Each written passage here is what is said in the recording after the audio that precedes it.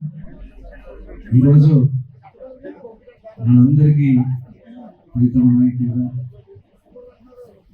ఒక నిరాడంబరంగా, ఎప్పుడు పిలిస్తే అప్పుడు పలికే వ్యక్తిగా, చాలా సాధారణమైన వ్యక్తిగా మనందరి ముందు తిరిగిన మరుగుదొడ్డి నరసింహారావు గారు అందరూ ముద్దుగా పెద్దబాబు గారు అనిపించుకున్నాడు చిన్నప్పటి నుంచి కూడా.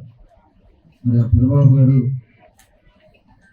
ఈరోజు జయంతి చేసుకుంటా ఉన్నాం, 75వ జయంతి పుట్టినరోజు.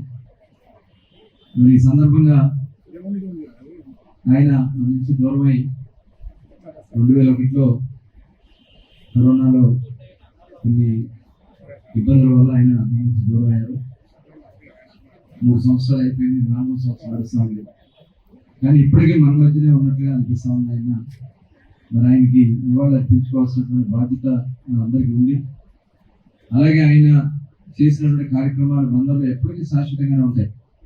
ఫిషింగ్ హార్బర్ నిర్మాణం కానీ, అలాగే మనకి కేంద్రీయ విద్యాలయం కానీ, భారత్ సాల్ట్ కానీ, భారత్ సాల్ట్ ఫ్యాక్టరీ కొన్ని వేల మందికి వాళ్ళ ఉపాధి కల్పించే కార్యక్రమాలు కానీ, సిమెంట్ రోడ్లు కానీ, కరెంట్ మొత్తం కూడా స్తంభాలతో కరెంట్ కానీ, ఇక్కడే కాదు మన మచిలీపట్నానికే కాదు రాష్ట్రంలో ఆయన చేసినటువంటి బీసీ వెల్ఫేర్ మంత్రిగా, బలహీన వర్గాల శాఖ మంత్రిగా పనిచేశారు 5 సంవత్సరాలు.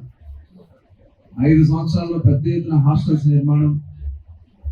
ఆ రోజున మరి యూనిఫామ్, పిల్లలకి యూనిఫామ్ కూడా హాస్టల్స్ లో మొట్టమొదటి ప్రవేశపెట్టింది కూడా ఆయనే.